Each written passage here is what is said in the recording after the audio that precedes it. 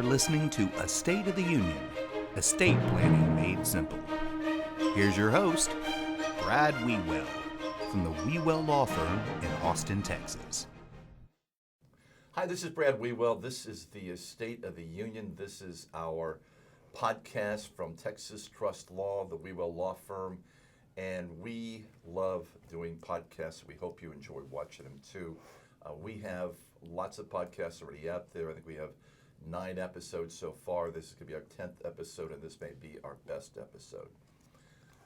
We deal with clients all the time that have blended families.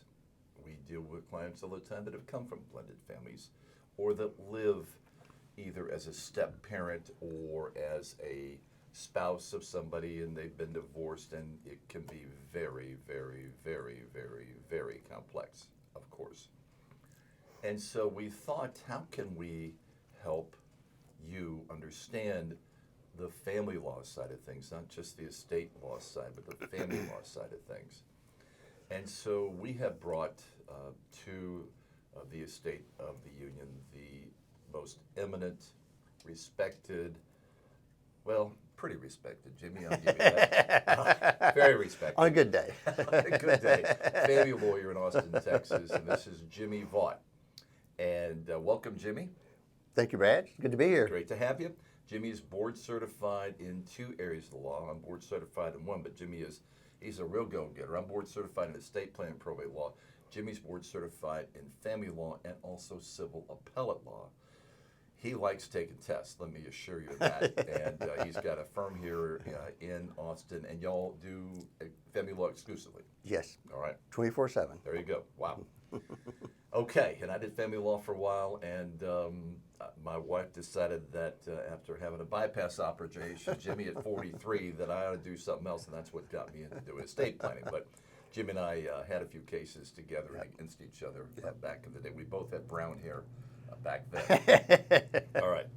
So I'm going to ask Jimmy some questions about how family law intersects sometimes with estate planning.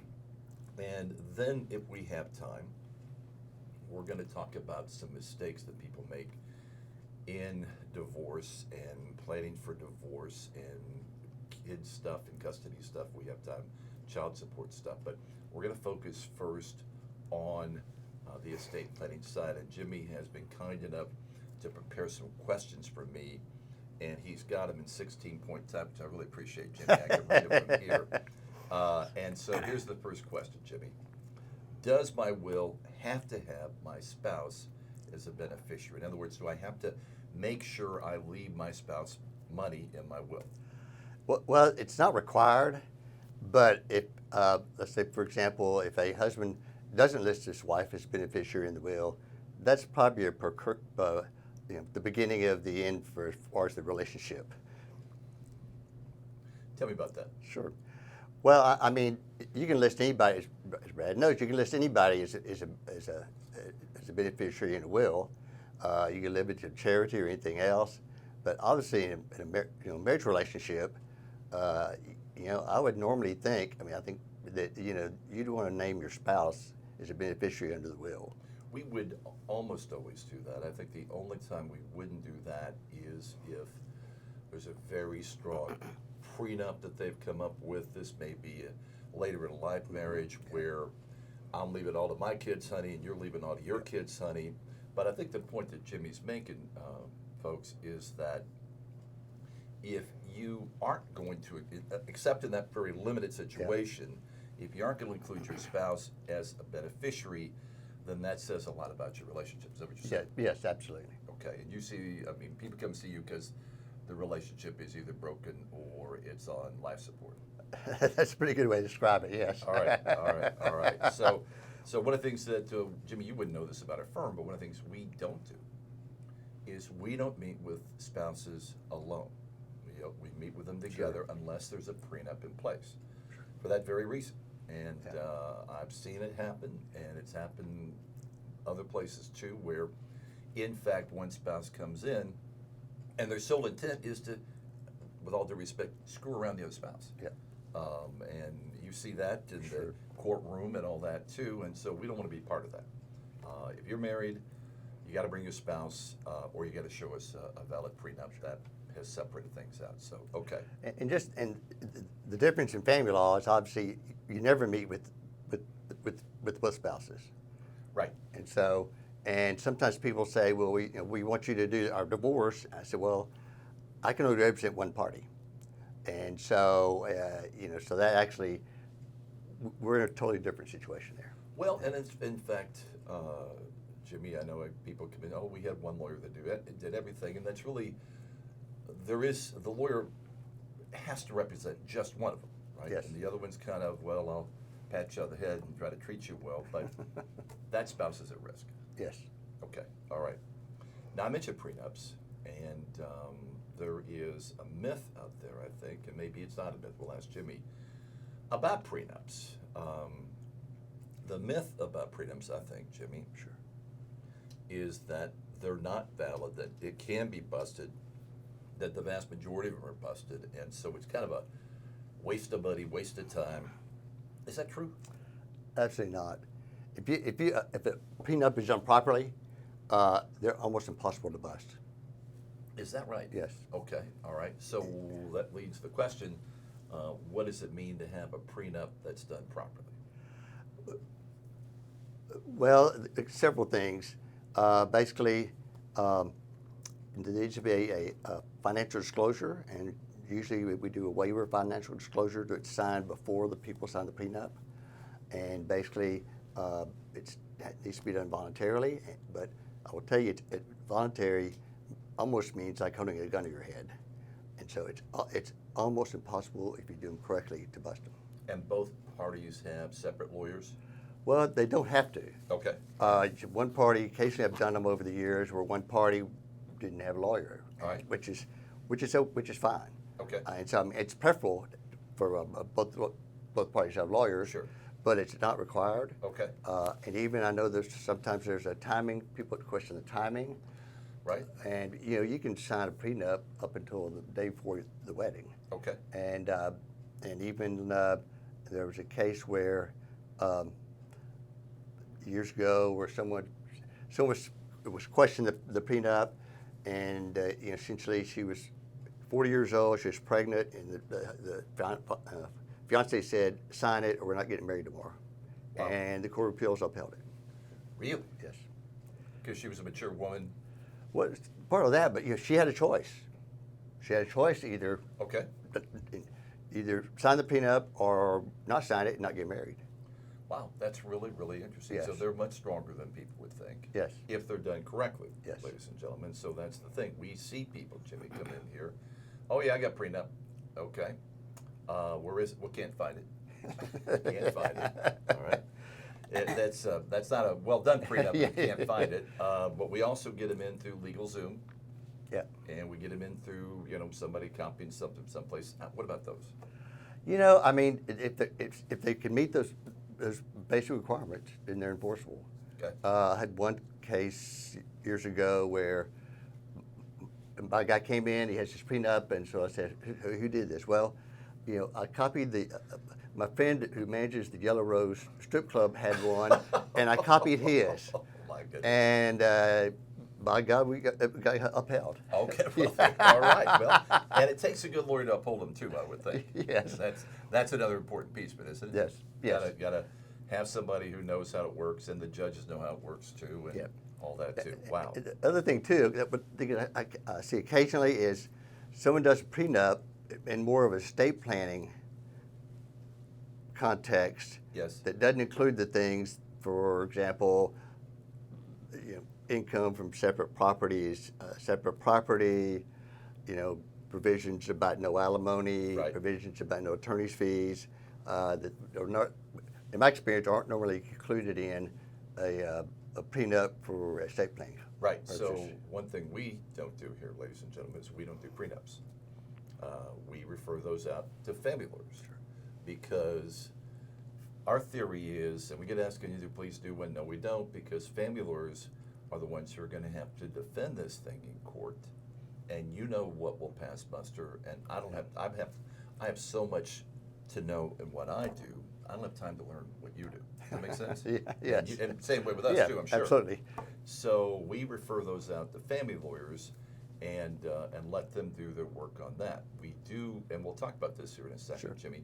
We do here at the Texas Trust Law, the Wiewel Law Firm, we do some post-up work, and we'll talk about post-ups.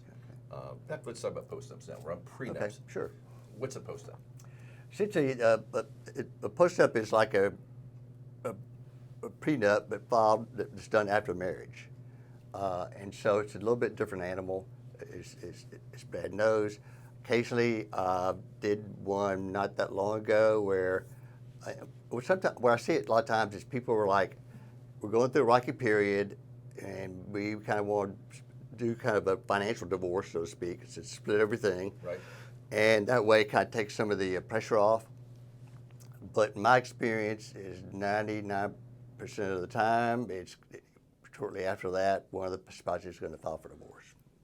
And if I can, Because there's some deep-seated thing there. yes, and so I had one not too long ago where both the parties kind of wanted to do it, and I was telling my client, I represent the husband, I said, I said, I hope I'm wrong, but I'm pretty sure that she's going to be filing for divorce here within 3 or 4 months, and of course that happened.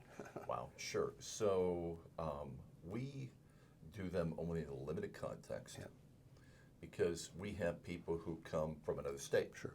And what you acquire in a non-community property state is separate property. And when you get here, everybody thinks everything's, if they're married, that it's community property, but it's not community property. What you brought in from New York or Illinois or Iowa is the separate property of that spouse. At death, it's different on divorce because you have quasi-community property, but we don't have that at death. So at death, it can really get jumbled as to what he have when he moved to Texas, what she had when they moved to Texas. It gets expensive, it gets complex, it can really be a fight, again, in a blended family deal. So we can do one of two things. We can say, well, let's just make all your property community property. And if we make it all community property, then on the first death, the survivor gets what's called a step-up in basis, and if they sell assets after the first death, they typically want it to pay capital gains taxes, which you know. Yes. And then sometimes we'll do what's called a partition agreement, which again you're familiar with, Jimmy, where instead of making it all community property, we'll make it all the separate property of each one. And these situations come up where, again, we talked about this a few seconds ago, where we have couples that this is their later in life marriage. They both perhaps had spouses from the first marriage. They're both widows, widowers, and they want to make sure on their death their assets go to their kids, and on the other death it goes to that other one's kids. And they really don't want to have any mixing. They'll probably, as you've seen, to one joint account that they'll put stuff in. Sure. But they really want to keep this separate, and they each have enough money to support themselves. They don't have to rely on the assets of either one to survive the rest of their lives. And so we'll do a post-nup partition agreement, make this his separate, this hers separate, and then get them on down the road. But those are the only things we work on, and we only do these again after the marriage has what I would call seasoned, which is about 7 or 10 years in, because too early, I mean, a lot of divorces happen early in the marriage, don't they? Yeah. So we want to just make sure. Go ahead. Sure. No, I mean, marriage is people ask me all the time, why do people get divorced? Right. I don't have a clue. Okay. I mean, I'll be honest, it's a multitude of things. Sure. And sometimes you can't even figure out, even when the parties come in, I'm asking myself, my inner voice, it's like, why are these people getting divorced? I mean, they're so amicable and everything like that. And then I have people who come in and kind of we do some little fighting and they reconcile, and I'm thinking to myself, in my inside voice, is like, they'll be back because this is not going to work. Right. But that's not my job. My job is not to tell someone to get divorced or stay together. And I frequently tell clients that. It's like, I'm not pushing you one way or another. This is totally up to you. Right. Good. One thing I noticed on Jimmy and one on me, we wear wedding rings. Yeah. Right? A lot of guys don't. Yeah. A lot of guys don't. I wear my wedding ring just to, you know, kind of show people I'm married and happily married, and you're married, happily married, and Yes, I am. you know, Wade's got his wedding ring on here. He's happily married. So, you know, I mean, I think it's just another level of commitment to do that too. Okay, let's talk about. You're in the middle of divorce, so you got this couple, Jimmy, and they're, of course, want to spread out and break up and do the divorce. And yet the divorce is pending, and one of them dies. What happens then? Well, essentially, it's as if the divorce wasn't filed, and now if there's a will in place, then Sure. that would kick in. But normally, we've just filed a suggestion of death, and the divorce is ultimately dismissed. So it's as if they never, because they weren't divorced. That's right. So they're not, because in Texas, unlike some other states, you're either married or you're divorced. There's no legal separation or anything like that. So you're married until the judge signs the divorce decree. So that has happened before, and several, frankly, famous cases out there about that. And this is something, again, ladies and gentlemen, that is very, very important. If you are getting divorced, you need to get at least a will. Is that right? Yes, absolutely. Okay. You know, there is one minor exception to that. Okay. There was a case, actually came out of the Austin area, where the parties had gone to mediation. They'd signed a mediated settlement agreement, which is sort of set in concrete, their agreement.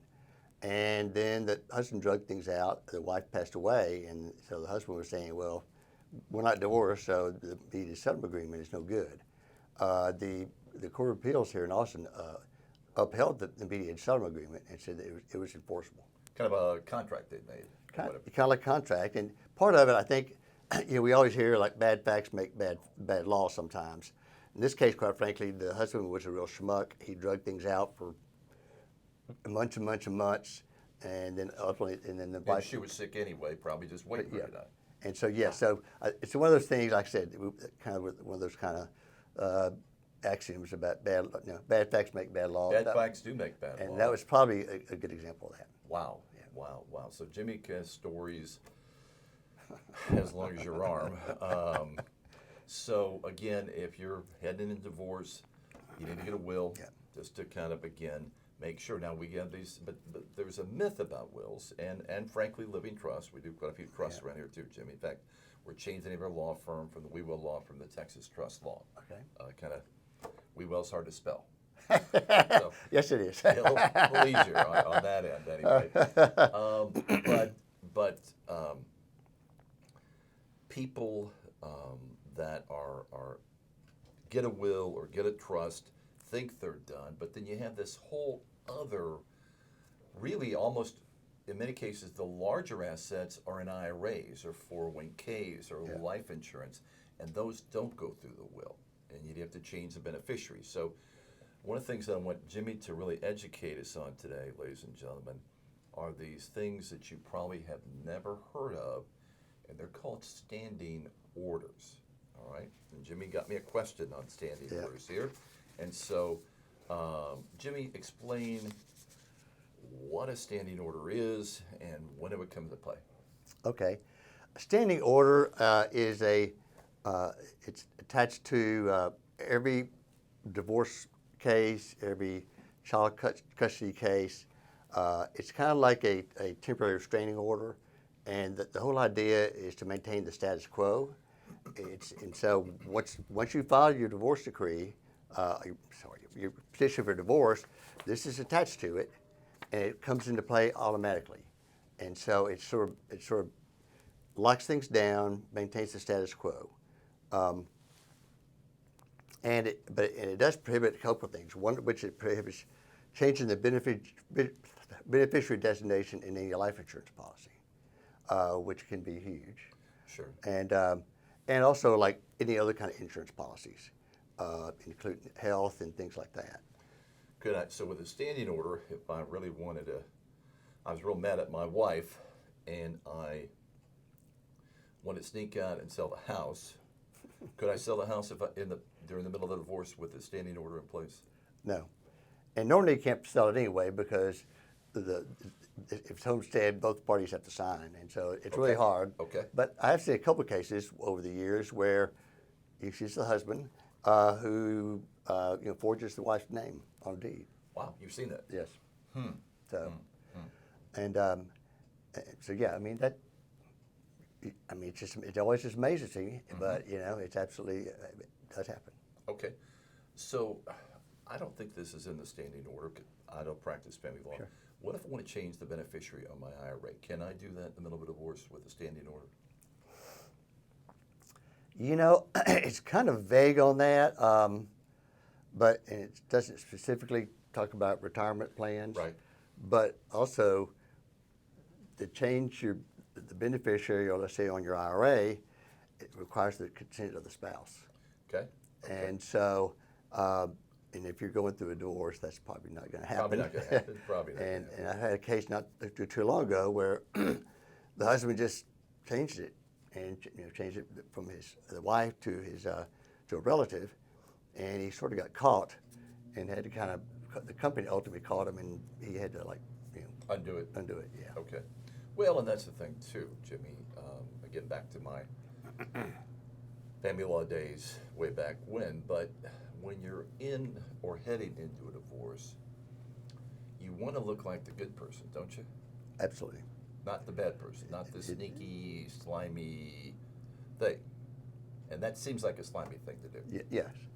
And like I said, it's absolutely prohibited by federal law, and so. Okay. All right. So, All right. because you have to have the spouse's consent to change the beneficiary away from the spouse. Okay. All right. All right. Good.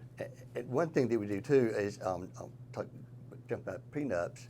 We put in prenups about each of them kind of weighs their interest in the other person's retirement accounts, but we also do called a property agreement between spouses afterwards to reiterate the same thing about the retirement accounts, because there's a split in law across the country about whether a non-spouse can waive rights in a retirement account. And Because when they send a prenup, they're not a spouse yet. yes. Got it. And so, although there aren't any cases in Texas, but you always tell people, I don't want to be the test case, because no lawyer wants to be a test case for something. Right. Well, and that again, that goes back to homemade prenups. Yes. Where they're not going to know to go back to court and go back and sign off on another piece of paper after the marriage, because the LegalZoom stuff doesn't say it, and the thing they got from the manager of the strip club didn't say it, and so they just don't know how to do that. Yeah. And also too, I mean, you can also some of the business supply stores have what I will call a prenup in a box. Oh, sure. I don't know if That's you've ever seen those. Oh, but, yeah, sure. There's prenups all over the internet for sure. Oh yeah. And so again, this goes back to doing a will, doing a trust, doing a prenup, doing your own divorce. Don't try this at home. Would that be a good rule? Yes, because lay people, don't understand that there could be unintended consequences to whatever their agreement is. It may look perfectly fine to someone who's not a lawyer, but most lawyers could look at it and say, well, you're gonna have a problem over here. And so, have you thought about this? Have you thought about that? Jimmy is board certified. I'm board certified. I take, and the lawyers here take. It's supposed to take 15 hours of continuing education. We all take about 25 or 30 or 40 or 50, depending on the year. You do too. Oh yes.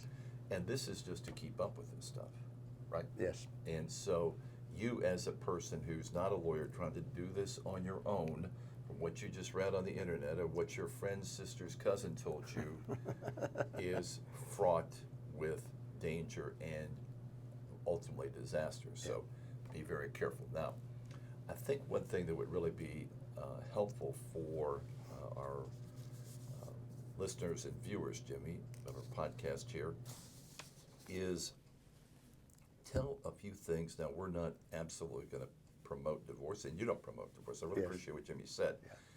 He has to deal with the situation that's in front of him, and something's happened to bring somebody into his office. But once they're in your office, Jimmy, then the other side gets a lawyer almost always, and then you start this stuff called discovery, where you try to find out what's going on with the other person. And what are some things, the stupid things that you've seen people do prior to divorce, the middle of divorce, that really can harm them themselves? Sure. Well, usually when people come in, I always ask them things about, alcohol abuse, drug abuse, domestic violence, or infidelity, because I found out kind of the hard way over the years that if you don't ask someone, they don't volunteer it, Right. and then you find out about it during the middle of a hearing, which no lawyer wants to be surprised during the middle of a hearing. Because you find out at the same time the judge is finding out. Yeah, and then I'm That's usually not having good. a little talk with them in the hall in a break. Right. But people do all sorts of crazy things. I mean, and it's even hard to even describe all of them.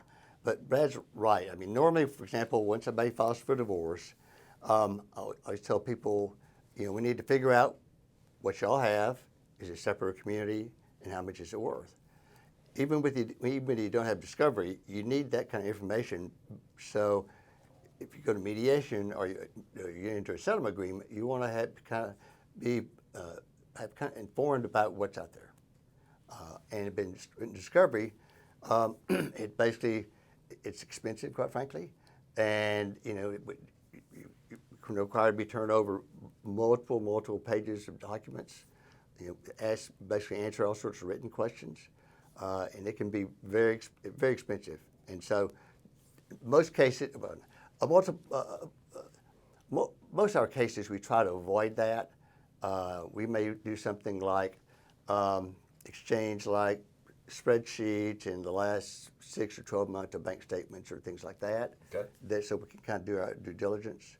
And also too, we always tell clients that when we do, we want to start amicably. If we can. We can't always. Because if everybody gets along through this divorce, your costs are going to be a whole lot less. Absolutely. And I always tell people, we try to do it amicably. We can't always do that, of course. And one reason is it cuts down the drama, and drama's expensive. Like Brad said, it kind of keeps the cost down. And also, we always tell people that, particularly when they have children, I mean, they're going to be co-parenting these children after the divorce and after we're long gone. We don't want to do anything to make that any harder. Now, sometimes the parties make it harder, but on themselves. But we don't want the end of the case for them to be able to effectively co-parent. Not necessarily that they're going to be friends or anything else, but we don't want to kind of make it worse. And there's some lawyers around who do kind of scorched earth approach. Right. And at the end of that case, those people will never be able to co-parent. They hate each other. Yes. One last thing, Jimmy. Sure. We've got about 4 or 5 minutes here. Everybody uses social media. Yes. Okay, and I've heard you talk about social media and things that you've seen, stupid things people do on social media. Do you have any advice for our folks about social media? Sure. Before you file a divorce or you're considering divorce, you need to look at your social media. You need to cut back the things that you say. I mean, to me, people say things in emails, text, things they post on the internet that they're just making exhibits. And Pictures? there's pictures a lot of times. And I mean, I can give you an example. There's a couple that getting divorced. He was having an affair, and so he actually created a new website that had him and the new girlfriend in the party's beach house, kind of, I call it grab assing basically. It's like, and we're like, what? Why did you think that was appropriate? Right. And other times too, where we had a custody case, and we always ask, like, is there anything, Is there anything? Anything Because inappropriate? you got to know everything, Yeah. right? Is there anything inappropriate? Anything inappropriate on websites or social media? And the young lady said no, go to the custody fight, and the paralegal started looking around, and well, there was some inappropriate stuff. In fact, there was a couple similar websites where she was wearing a lot of very scant lingerie, let's just say. Okay. And so when we asked her about it, she said, well, I'm a fitness model or something like that. We were like, did you not think about telling us this in a custody case? Right. A custody case? So, you know, and then also to people, not only with social media, but people are recording each other. They're Oh, wow. videotaping each Sure, other. Sure. And like I said, they're putting things in text, emails. And they have each other's passwords so they can easily see what's going on there. Yeah, and you know, we always call it, people are making exhibits when they do stuff. And we always tell people, there's several people in particular recently where we're like, before you put something on our Family Wizard or similar application to communicate with your wife, you probably need to run it by us first. Good advice. Because, you know, several of them, and it's kind of the same with text and email too. It's like, you know, we're so like, someone gets something and they're going to respond right back. Because they're mad. They're mad. I'm going to make you They're mad or upset or something like that, and it just backfires on them. These are words of wisdom, ladies and gentlemen, words of wisdom. Jimmy's got a lot of gray hair. He's only 38 years old. Look at the man. Look at what this has done to him. Actually, Jimmy and I are the same age. Yes. We're young 69-year-olds. I'm Yes. Jimmy, young 69-year-olds. Absolutely. But this is really, really, really smart.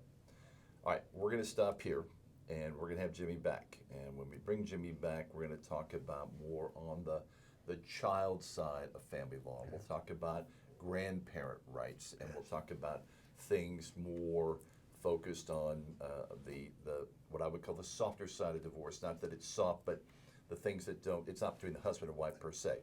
So if you'll come back, Jimmy, we'd appreciate it. Sure, absolutely. Thanks for having me. Jimmy Vaught's with the Vaught Law Firm here Yes. in Austin, Texas. And what's your website? It is Vaught Law. AustinDivorceLaw.com. That's right. Yeah. That's right. So you can find Jimmy there. Vaught. Yeah. And known him for years, and I really appreciate what he said. I like Jimmy's tone. This is how you do it right. Now, we don't want anybody to get divorced at all. We try to, Absolutely. again, our focus here is to try to really help y'all through life and as well as it can be, and with hopefully a Christian perspective on this stuff. So listen to Jimmy's wisdom and take it to heart. And counseling's always available. There are counselors coming out to Wazoo. There's probably as many counselors in Austin as there are lawyers in Austin, as there are realtors in Austin. A lot of people. So get that counseling, Yes. fix your marriage, and all that too. But we appreciate it, and we'll be back with another episode too. So thanks for watching. Thanks for listening to the State of the Union.